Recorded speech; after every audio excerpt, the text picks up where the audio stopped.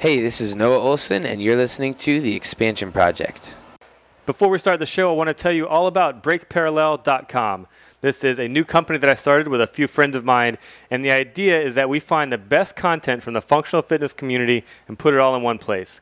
So that means the coolest videos from your favorite athletes and companies, the dopest photos, and the latest news from the industry and the community. So please bookmark, share, and tell your friends about BreakParallel.com.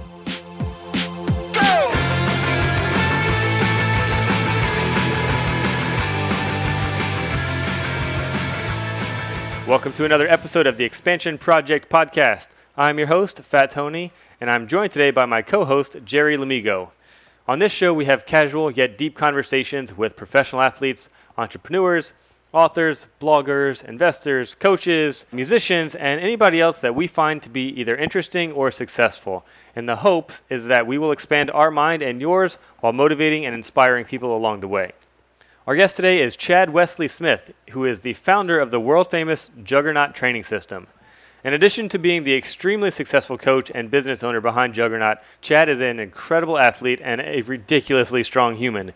In powerlifting, he has the 10th highest powerlifting total of all time in any weight class, which he earned by squatting 959 pounds, bench pressing 551 pounds, and deadlifting 804 pounds, all in one meet. Chad is also the two-time national champion in shot put, and he earned a pro status as a strongman competitor. On this episode, we asked Chad about the origins and early days of his business and how taking things online really helped him reach more people and in turn reach higher profits, creating an extremely positive cycle that just keeps on giving. We also discussed some of Chad's marketing strategies and the path he had to take to get his company to the status that it's at today. At just 29 years old, Chad has done a lot, and you'll learn from this interview that he's just getting started.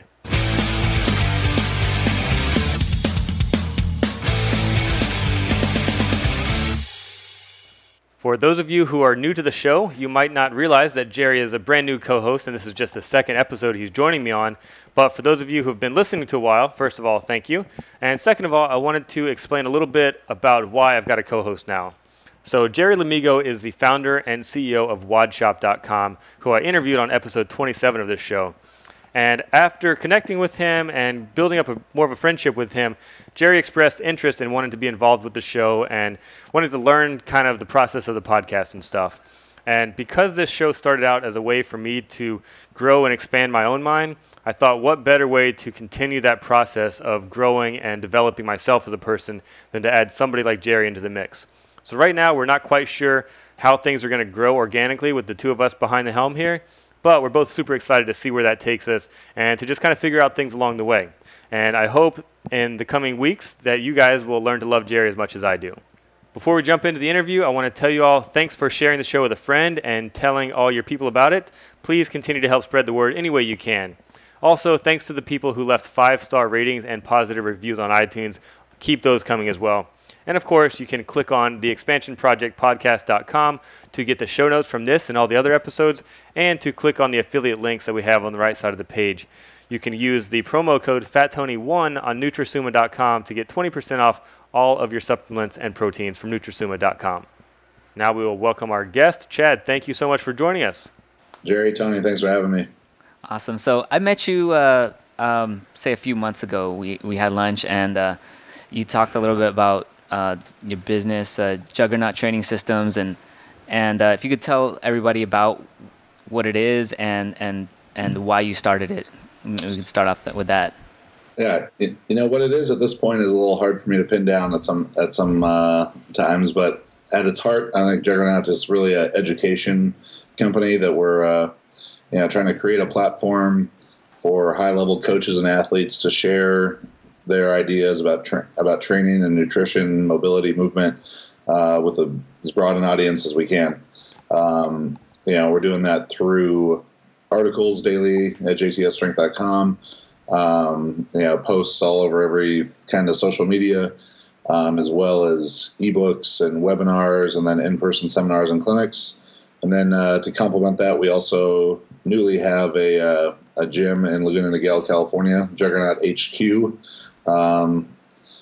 Really just trying to provide weightlifters, powerlifters, CrossFitters, sport performance coaches, and everything in between real high quality knowledge to help them do their job better, so that they can be better athletes. They can help their clients become better athletes.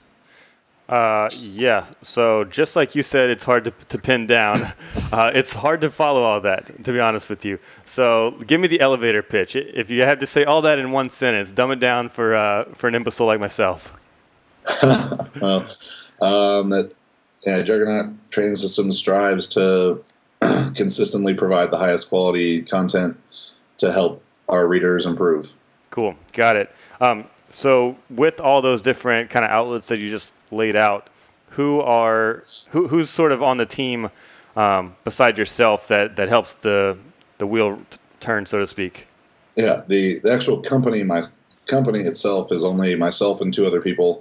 Brittany Marsh, who's an event planner and kind of store manager for me, and then our customer service girl, Ariel Stevens, who lives out in South Carolina, also happens to be one of our sponsored athletes and one of the best 69 kilo class weightlifters in the U.S. But as far as our team of authors and athletes in powerlifting, probably the most notable would be myself, Brandon Lilly, Marissa Inda. You may know her as the dancing pull-up girl from the Ellen show. But in weightlifting, Colin Burns. And then this past weekend, newly crowned national champions, Donovan Ford, Anthony Pomponio, Ariel, who I mentioned, in CrossFit, Jamie Hagia, Reed Worthington, James Townsend, and then just kind of in general as authors, Dr. Mike Israetel. He's a professor at Temple University, PhD in sport physiology. Dr. Quinn Hennock is a physical therapist based out of Juggernaut HQ at his practice, Paradigm Performance Therapy.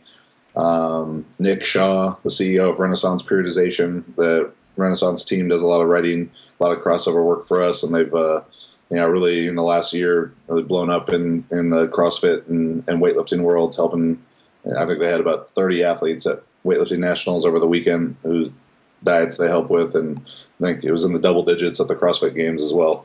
Cool. So within all the stuff that you just mentioned, help me figure out maybe the business model. I don't know if that's the proper words, but just like where the money comes in from the business. Like what are the products that you guys actually profit from? Yeah, so our main revenue stream are going to be ebooks and then just different digital education products. But our most notable ebooks right now, Scientific Principles of Strength Training, is a nearly 400-page book that could really be like a master's textbook, co-authored by Dr. Mike Israetel, Dr. James Hoffman, who I mentioned. They're both professors at Temple, and then myself, but I'm mostly just on the cover for sex appeal, And, that's really going to be able to teach someone how to create an effective program, effective strength training program. Not just giving them like, oh yeah, these sets and reps are good, but really make them understand the principles and the science behind what makes an effective program or a less effective program. The Renaissance is another very popular one, written by Dr. Mike Israetel as well.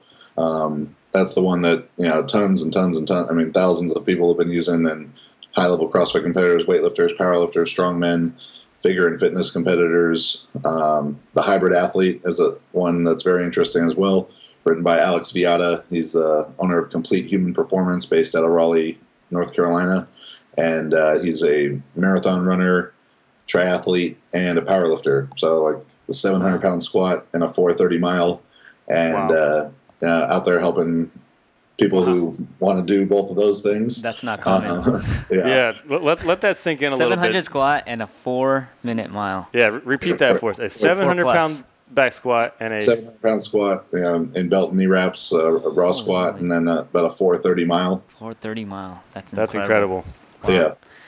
Wow. So it seems like the training systems that you've created go into so many different facets of fitness.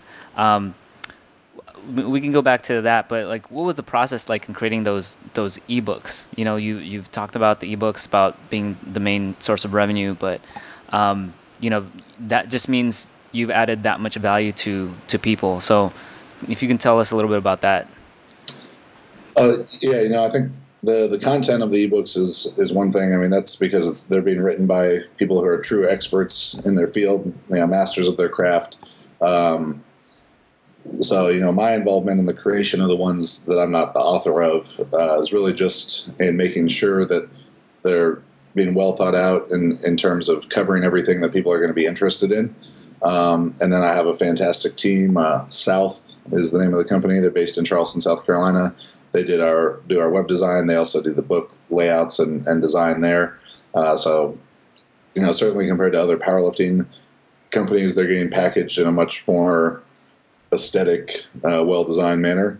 But yeah, my role in that really is just making sure that the authors are fleshing out all the information they need for their topic and organizing it well. Cool. I'm really a stickler for details and sort of dissecting how things come together and how things work. Can you sort of walk me through like step by step of, from the idea of, okay, I'm going to start a new ebook or I'm going to write a new ebook until it gets published online or whatever and people can actually start buying it? What does that process actually look like? I mean, as far as the creation of the books, it's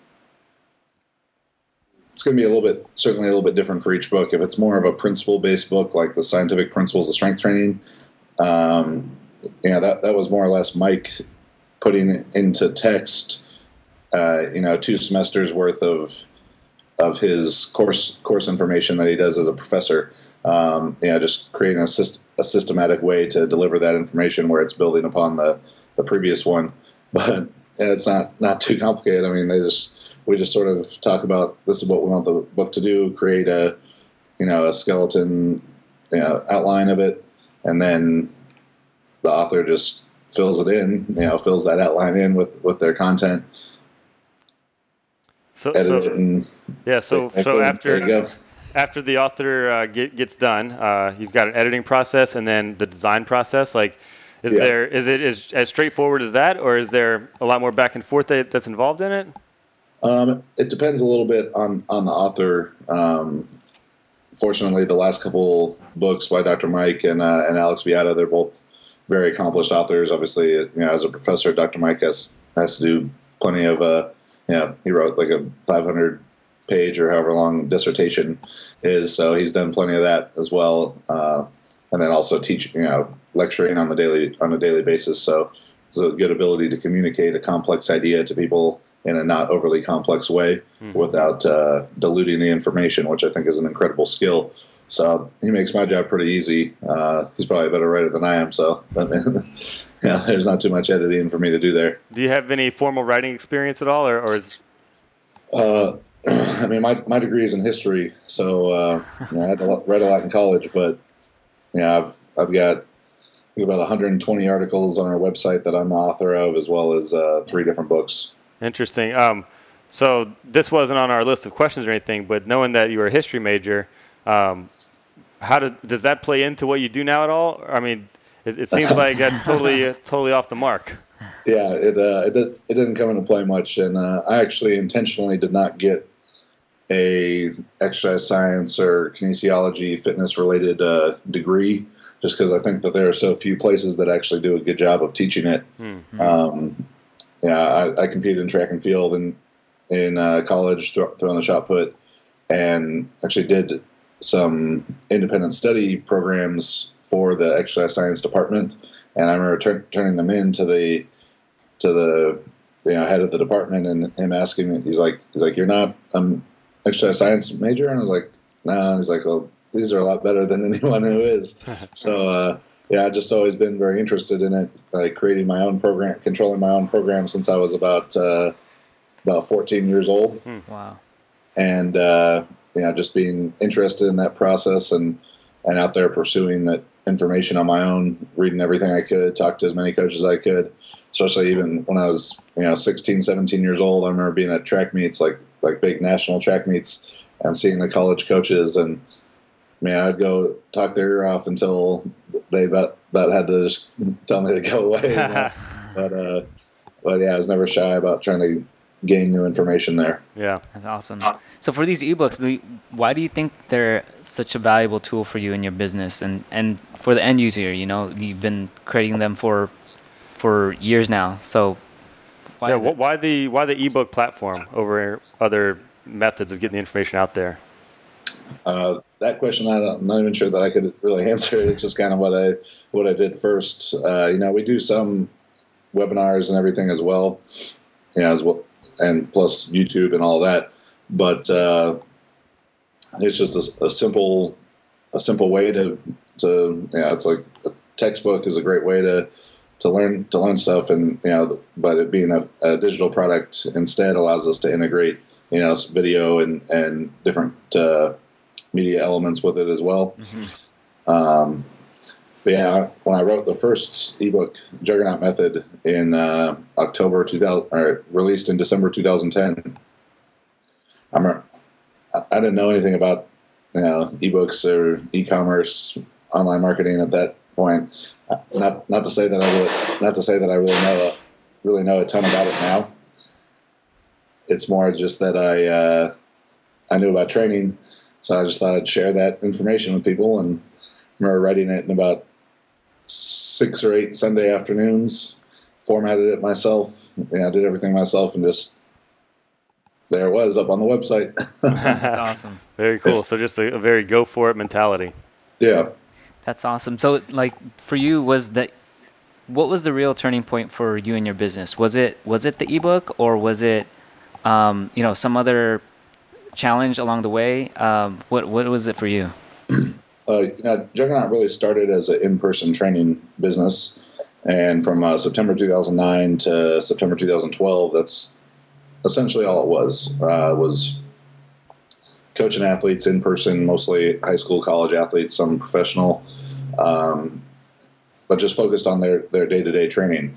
Sort of on the side to that, like I said, in December 2010, I released this book, The Juggernaut Method, which was just sort of an overview of the training principles that and the main programming idea that I've been using with a lot of our athletes, as well as the program that I used to train for my first powerlifting meet. Mm-hmm. And with that, I just saw, there was however many thousands of people that bought it, and just this much greater reach. And I realized, I'm never going to be able to impact more than maybe 100 or 120 people a week in this in-person facility. Sure. But through this book, I was able to reach thousands and thousands. So, from a nice altruistic thought, I'm going to be able to help so many more people. And then from a more business-minded thought, well, I don't actually have to pay rent on a building to write this book.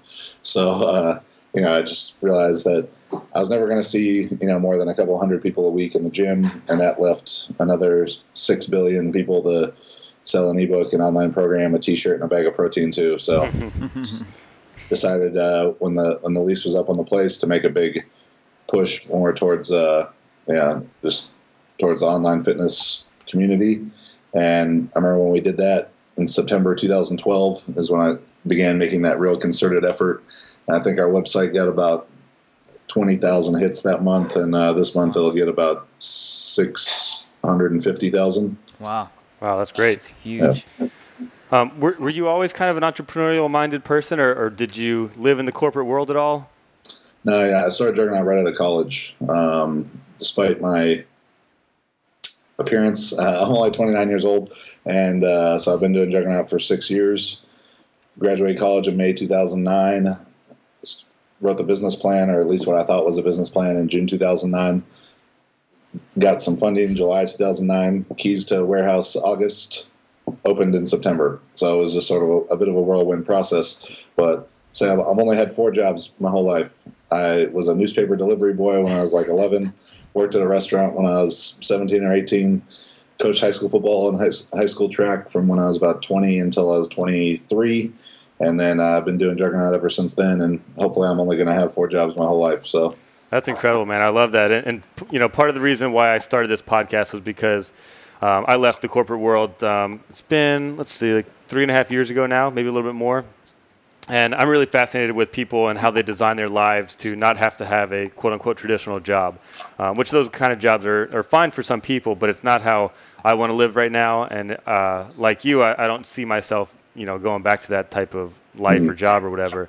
So I'm always really, really interested to see how other people make shit happen for themselves, for lack of better words. I find it interesting that you actually wrote a business plan as well, and not having taken, a business degree or whatever. So can you explain that process of kind of writing the business plan, but also the more important question I want to know is how much changed from that plan to the actual business model? I mean, the process of writing it was like Googling how to write a business plan, Right. and then filling it in with a lot of guesses. I mean, even the idea of like doing real market research and stuff was pretty limited for me at that point. And then the change that it's been since then, 100%. Like Totally. I said, it was all about in-person training, and now it's we're getting back into doing that, but it's a very small portion of what we do. Right, but let's say like in the first like 6 months or whatever, was the business on track for what the plan called for, or did it change immediately? No, yeah, it was pretty close. Some as far as price points and everything like that, we're pretty right on, and our projections weren't too bad, but I had this vision of training all the football players and MMA and just this real hardcore tough kind of deal. A big inspiration for me in starting Juggernaut was a guy named Joe DeFranco.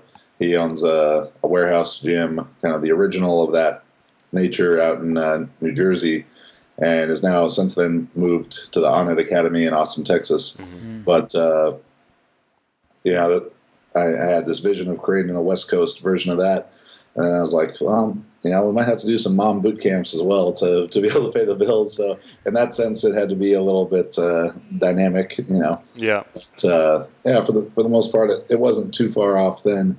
But if you would have told me, 6 years ago that I was going to travel to Europe and Australia, to teach people how to squat, and that hundreds and hundreds of thousands of people were going to be our fans on Facebook or read the website and stuff, I couldn't even conceptualize that then. Yeah, that's great, man. So congratulations, first of all, because that's amazing.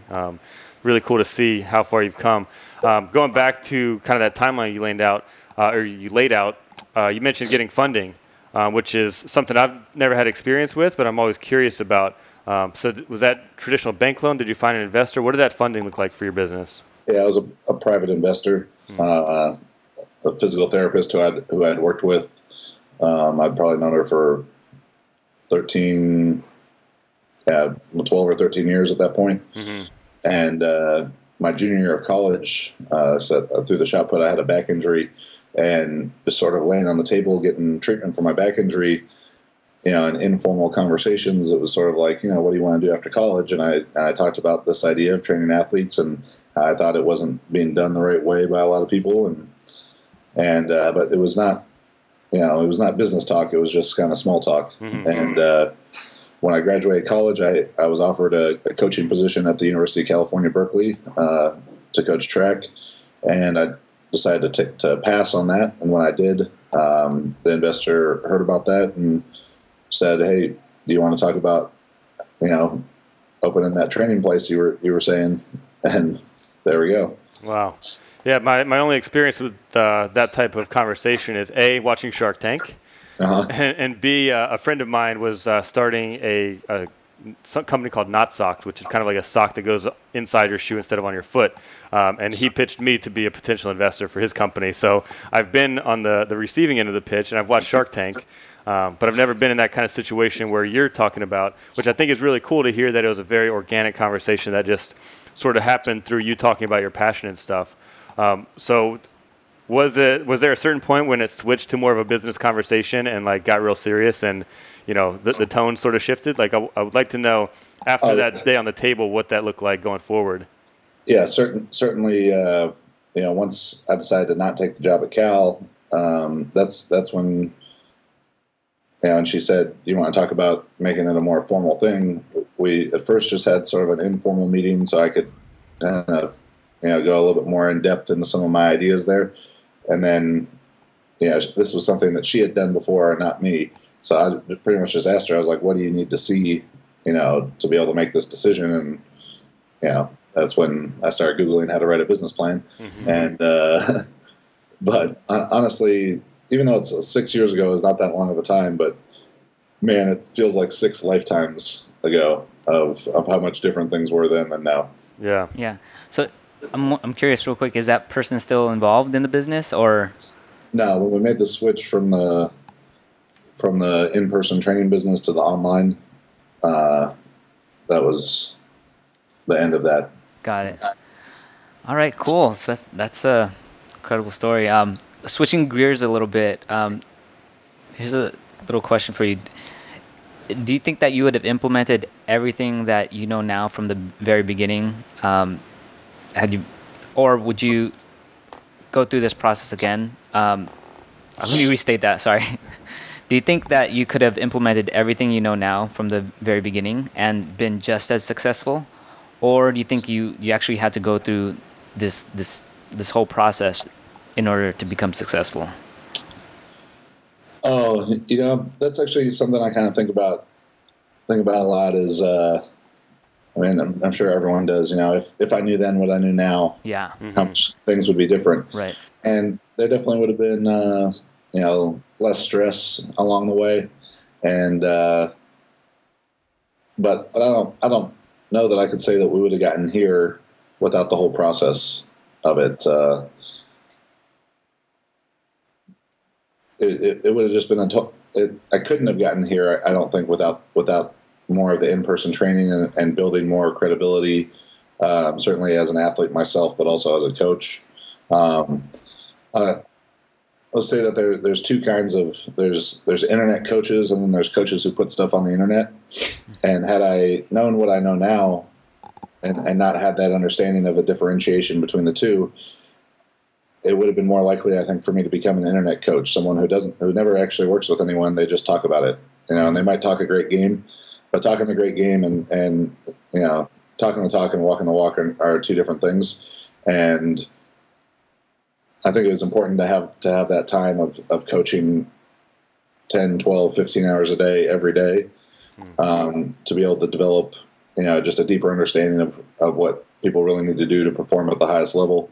Certainly my own competitive excellence has helped that process along as well. Mm-hmm. But, and I think having those 12, 15-hour days, I remember when we first got the keys to our original warehouse in Laguna Hills, Nate and I, and who I started Juggernaut with, and he now owns South, our web development company, or the company that does our website. Being in this 6,000 square foot warehouse, it was hot as shit, dusty.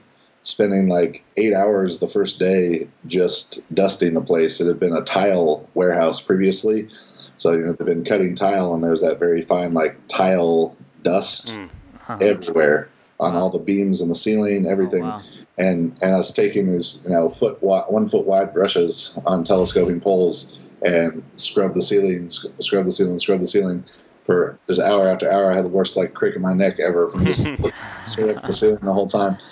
And painting the walls, installing the floor, setting up the equipment, doing absolutely everything there was to do. And I think that just gives you a different level of investment, of sweat equity, whatever you want to call it, of emotional attachment to what you're doing. Mm-hmm. That without that kind of struggle, I don't know if when shit gets tough, if you can make it through quite as well without that attachment to it. Yeah, let me ask a little bit of a follow up to that, just to see if I'm kind of understanding what you're getting at here. It sounds like what you're saying is that the time you spent to get to this point is almost more of your personal kind of mental growth and personal development, for lack of better words, as opposed to you needed these 6 years to learn the business part of it. Is that kind of what you're saying? Yeah. The business part of it, and I still don't know if I know that part. People will ask me a lot of marketing questions and stuff like that because we have a huge following, and I don't have great answers for them. Mm-hmm. So, well, how do you get more website traffic? Write better articles. Mm-hmm. I can't tell you how to be an expert in the field. There are people who could give you gimmicks of how to make great titles or clickbait or whatever. Mm-hmm. That's not what I do. Right. I think we had very organic growth because we had information that was truly valuable to our consumer. Yeah. Just to throw in a quick little story myself, and this is, I guess, more for the listeners than for you guys sitting here with me, but a lot of people have asked me in my career, do you need to go to college to be a photographer? And of course, things change over time, but I always tell people from my experience that for me, college was 4.5 years of learning about myself, learning about the world. Like, sure, you know, I got a degree and maybe that helped me, maybe not. But what I really got out of that experience was the fact that I grew, and by the time I graduated, I had these life skills built up. So that's a lot of what you're talking about too with your business, is that through this time, like, you just built up yourself, you built up your life experiences, you built up that grit of scrubbing the fucking ceilings and everything, you know, and that's what made you the man you are today, that, you know, has been able to make you so successful. So I think that's a really cool takeaway for sure. Thank you. Yeah, it was I always wondered that about college too, because obviously my history degree is not getting any work. But I would say the most important thing about going to college for me, from a business standpoint, was that I threw the shot put in college, and I threw really far, so people actually cared what I had to say. Yeah. But beyond that, it wasn't all it was cracked up to be, I guess. Sure. So recently you did you're at the Weightlifting Nationals. Yeah. Yeah. So if you could tell us a little bit about that, what your role was, and I think you mentioned you had some athletes there. Yeah, we had nine of our sponsored lifters there. So pretty good performances across the board. Two weight class championships, 2 bronze medals in the total. But yeah, good weekend for us as competitors. I mean, my role there is simple. I'm number one fan. You know, I was there for 11 hours worth of sessions on Sunday, and sitting in the front row, cheering my people on and filming. Beyond that, you know, the only role I really have with the USA Weightlifting is as a very, very loose consulting role. Kind of actually, the day before I left out there, I published an article, just an open letter to USA Weightlifting, which was a lot of, you know, I'm not a weightlifting coach, an Olympic lifting coach, and I don't profess to be. I'm not trying to teach them how to coach that, but certainly the structure of their coaching education, talent identification, and NGB, the national governing body, has a lot of room to be improved. So it was nice, you know, when I got out there, for that to be very well received. I got to talk with Dragomir, impossible to pronounce last name, who's actually the former senior national coach for USA Weightlifting, and now is the USOC's representative to the International Weightlifting Federation. The U.S. is going to be hosting World Weightlifting Championships this November in Houston. So I wanted to get some ideas about how they could better sell tickets, and talked about the letter, and so that kind of stuff was cool. But yeah, really out there, I'm just a fan, and just trying to make sure that my people are as well taken care of as they can be, and as ready as they can be to lift well. That's awesome. So seeing as people as like USA Weightlifting and other people are calling out to you, asking you questions, how is it that you got from just maybe you would say maybe just a coach to now an authority in many different communities? I mean, is it like putting out high quality content? Is just working on the coaching, like actually getting dirty and working with people? Is it everything compiled together? Or? Yeah, I think certainly a combination of all of them. Having the competitive pedigree that I do as a powerlifter and strongman is going to give me kind of instant credibility in a lot of those places. You know, if you're talking to lifting people, weightlifting, powerlifting, CrossFit, whatever it is, and you say, squat 960 pounds, that is going to resonate with every single one of them as some sort of instant credibility there. But you know, just the growth of Juggernaut and producing high quality information, and not, you know, going after cheap clicks with controversy for the sake of controversy or anything like that. I think just, you know, sort of built us up, and people know that what we're doing is high quality, and it's very trustworthy, and they respect that, and just kind of interested on how they can do it for themselves a little bit as well. Yeah, taking a quick sidestep, you just mentioned 960-pound squat. Can you throw out a couple of those credible stats on yourself besides that one to fill in the listeners? Yeah, the 10th highest powerlifting total of all time across all weight classes. Just 2,314 pounds, 1,050 kilos. And that came by 959 squat and a belt and knee wraps, a 551-pound bench, and a 804 deadlift. And since then, in another meet, I also benched 567 and deadlifted 810. Was two-time national champion in the shot put through 20.0 meters, 65 feet 7 inches, which at the time was an Olympic A standard. But I did not compete in the Olympics. The U.S. is stacked in the shot put, so makes it really hard. But then earned professional status as a strongman competitor by winning nationals in 2012. That's squatted 500 for 22 to impress a bunch of competitive exercisers at the LC Throwdown. That is impressive for sure, man. That was awesome. Yeah, I saw that. Awesome, man. So, let's see here. So, what new projects do you have underway, and what do you see as the future for Juggernaut Training Systems? Yeah, so new projects. Well, we just totally redesigned our website. It went live 2 Tuesdays ago, so very happy with that. New site, new store. Some upcoming events. We got Become Unstoppable Seminar 4, our 4th installment of that, which is sort of our flagship event that allows us to bring together our whole team for one weekend and teach on powerlifting, weightlifting, movement, nutrition, sort of all the things that Juggernaut does in one weekend long event. And it'll be a fun time this year because we're going to do it on Halloween weekend and then throw a big party at Juggernaut HQ after it. So everyone's got to be working on their costumes. But new books coming out, from powerlifting books to I would say a CrossFit book, but it's not CrossFit. It's competitive exercising for time book, and a female dieting ebook. And then, we have our membership platform as well for like exclusive content called Strong 360 that we're always trying to improve the quality of stuff that we've got on there. Allow people to just go, more in depth, have better access to our authors and athletes to get to more high quality information. So just continuing to improve that.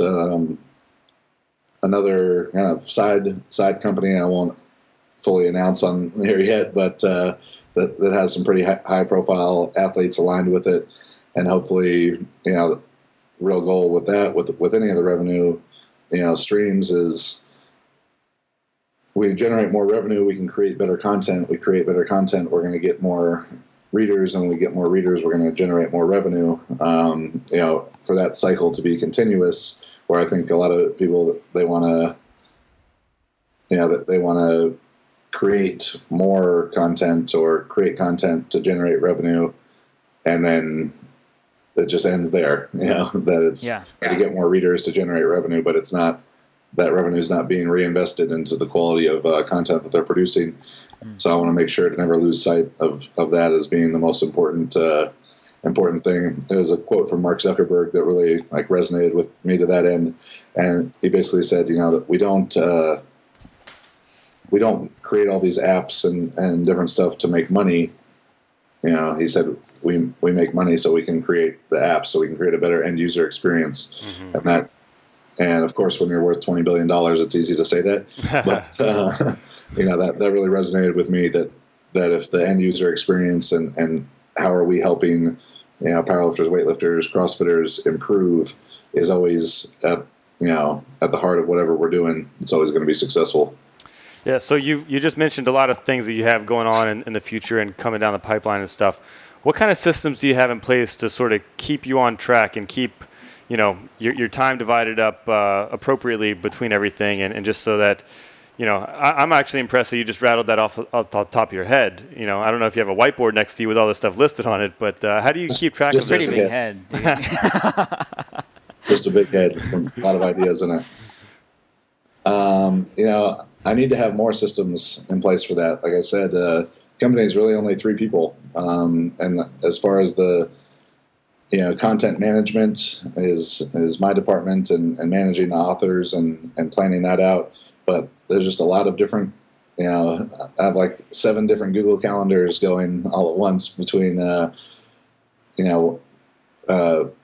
promotional calendars, for product releases, how the content needs to work to best promote those products when we have events, whether that we're sponsoring events like different powerlifting meets, or they're hosting events, our educational events like seminars and clinics. But yeah, just planning and communicating. So got it.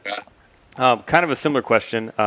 With so much going on in your life, how do you feel like you keep a healthy balance in your life? You're all about health and nutrition and your physical aspect, but mentally and just, relationships and just your life in general, how do you keep a healthy balance there?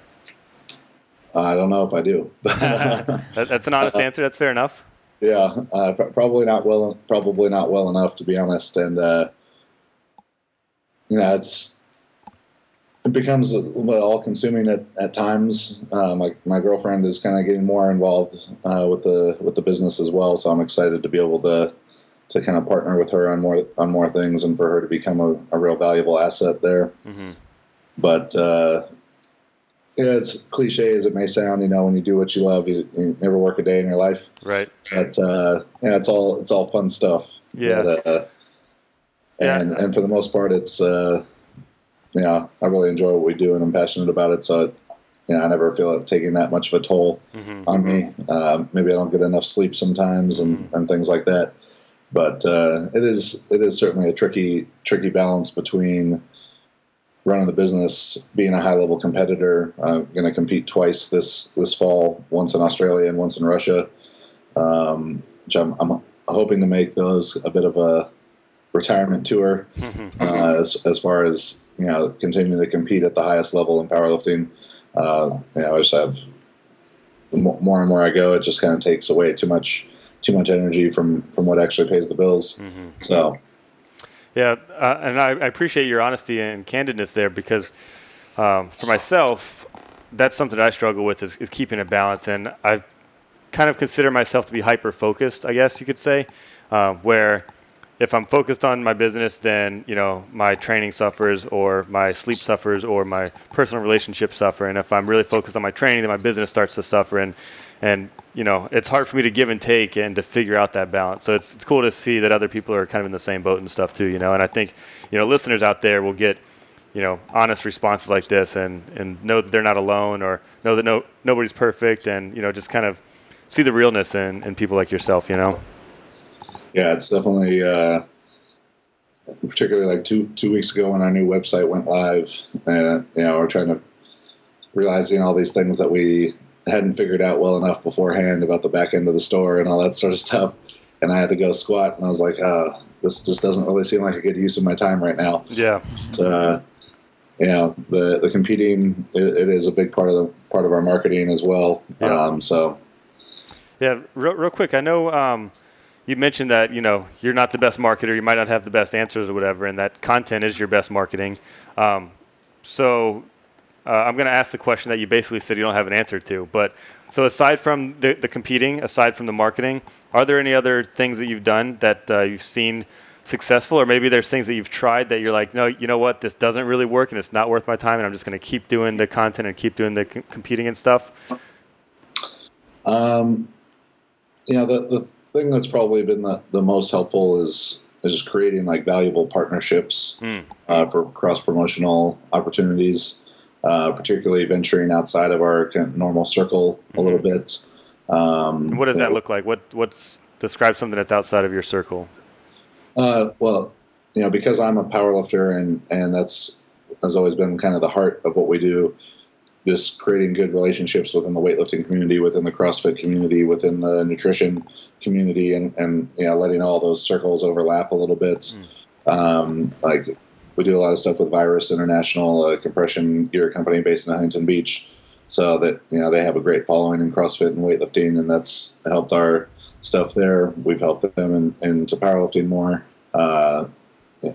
With Renaissance, they've got this great CrossFit following, so it's and even if it's just bringing in authors from other realms, I know they're going to expose me to their audience, I'm going to expose them to my audience, and it's going to be kind of a high tide raises all boats situation. Awesome. I'm glad I asked that question, man, because like I said, you kind of dodged the question before I could even ask it, and so I almost didn't ask it, but I'm glad I did, because that was a cool answer. Awesome. So we have this little segment on our podcast where we call it Quick Hits. So just a few round of questions that you can answer. So first off, how do you decompress? Like I said, I don't do a good enough job.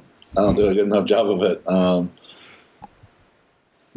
I'd like to say my training is an escape, but a lot of times it's not. The traveling is fun as long as I get some actual vacation time on it. Like I know this next big one coming up in Australia, I'm going to get to go to the Gold Coast with my girlfriend for about 6 days after I compete before I got to start training again for the meet in Russia 3 weeks later.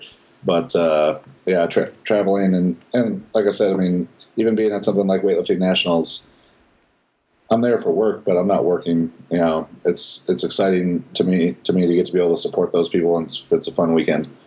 So cool, awesome, cool. So if there was a movie made out of your life, what would be the obstacle that you had to overcome in order to achieve success? Yeah, I'm not to say that I've lived like this charmed kind of life, but you see a lot of like inspirational, motivational stuff out there, and I'm really bad at that stuff because it's like I grew up in Irvine, and my parents loved me, and they always told me I was special and stuff, and I was been fortunate to be at least pick ventures that I seem to have a good talent for. So I don't have a great story of overcoming stuff. Like I squatted 800 pounds at my first powerlifting meet. People don't really connect, or they don't really relate to that idea. But oh man, I don't even know if I can really give a good one. That's all right, man. We're not trying to force answers here. I appreciate the honesty, and I kind of feel the same way about myself. Not to turn this onto myself, but I ask this question to a lot of different people, and I get a lot of different answers. But if I had to answer it, I don't know what I would say either. So I'm in the same boat as you, man. Like caring too much, people not taking me seriously enough because I'm too good looking. Just for the listeners out there, we Jerry and I just got off of Skype with Christmas Abbott, and now we're staring at Chad's beautiful face. So we've had two very lovely guests back to back. Like I said, there's a market out there for everyone, man. Exactly. Awesome. So next question is, when do you get hit by ideas or inspiration the most? In the shower. I'm not sure. Like that, there's not a specific time that comes to mind.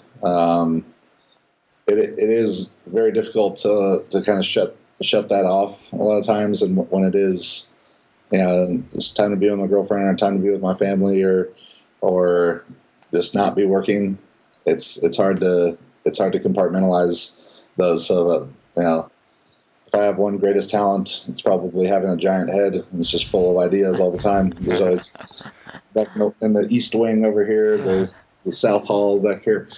So there's always flowing. So good ones and bad ones probably, but I think the shower is a fairly common answer actually, and that's why we do this quick hit section, because I think it's really interesting to see how different people from so many different areas that all have success in their own right, how they answer the same questions. And I think the shower is a relatively typical place because it's a place that we unconnect or disconnect, and we don't have the phone and we don't have the email, and sometimes we do, because I actually put a speaker in the shower and listen to podcasts sometimes while I'm in the shower. I've got a waterproof speaker in there, believe it or not. But it is a place that you can just kind of tune out and be in your own. Yeah. I remember having a meeting probably 6 months ago now with Greg Connolly, and finished the meeting, and I had so many ideas flowing, and I had a massage right. I had a massage right after, and it was the least relaxing massage of my life. I almost had to just get up and leave. I'm like, I can't even do this right now. I got to write these down. That's funny. Awesome. Speaking of which, I'll go ahead and do a cheap plug here. I actually interviewed Greg Connolly. He's the CEO and founder of Amara. So if you guys want to check out a really cool podcast with him, I think it's episode number 27. I'll link to it in the show notes. But definitely check that out. Awesome. So moving on, have you had any mentors throughout your life? Yeah, I mean, people who have been certainly influential to me as just a man would be my dad. I had two older brothers. So seeing the way that they're fathers and just men of high character. That's certainly been important as a coach. My high school and college track coach, Len Blutrick, was very influential on me on how to coach and how to care about people, particularly when I was coaching high school football, how to care about kids. I was 20 years old coaching 17-year-olds, but how to care about the person more so than just the athlete. As far as my real coaching ideas, James Smith, the thinker James Smith, has been extremely influential. Dr. Mike Israetel, those would be them. Awesome. Finally, do you have a favorite quote or say a phrase or words you live by? Favorite quote, at least is in regards to my own training and competing, was, "I've trained every day of my life as they have never trained a day in theirs." And that's Alexander the Experiment Carolyn, maybe one of the greatest Olympic athletes ever, undefeated for 16 years as a wrestler. That's a good one, man. I've never heard that, but that's powerful stuff, man. So cool. We're going to wrap it up right there. Chad, please tell people where they can go to find out more about you and Juggernaut and connect with you online and those kind of things. Yeah, if you guys go to jtsstrength.com, that's 2 S's in the middle of it. Tons of great content there. I think over 1,000 articles on the website now. Juggernaut Training Systems on Facebook. Fill up your news feed all day. At Juggernaut Training on Instagram. And if you're in Orange County, come down, check out Juggernaut HQ in Laguna Niguel. And, we'll lift some weights and it'll be a good time. Awesome. Cool. Awesome. Well, we will have all those links on the show notes page that can be found at theexpansionprojectpodcast.com. And while you're there, please click on the links on the right side of the page. We've got an Amazon link that you can bookmark and buy stuff from there. And when you do that, it's going to kick back a little bit of money here to the show to keep us rolling. There's also a link to NutriSumma. You can use the promo code FATTONY1 on NutriSumma.com for 20% off. You guys can follow me on my social networks at FatTonyBMX. And Jerry, where can they find you? You can find me at Jerry Lamigo. That's Lamigo. And also, you guys can check out Jerry's online store. It's called wadshop.com. It is a one-stop shop for all your CrossFit gear. So if you guys are in need of, let's say, a new jump rope or wrist wraps or knee sleeves, T-shirts from your favorite companies, you can all find them at wadshop.com. And I'll also buy Juggernaut shirts on Wadshop like yesterday, Jerry. What's up, man? And soon to be Juggernaut Training Systems apparel. There we go. There we go. Soon to be Juggernaut Training Systems apparel on Wadshop. Also, you guys can go check out my newest business venture, which is breakparallel.com.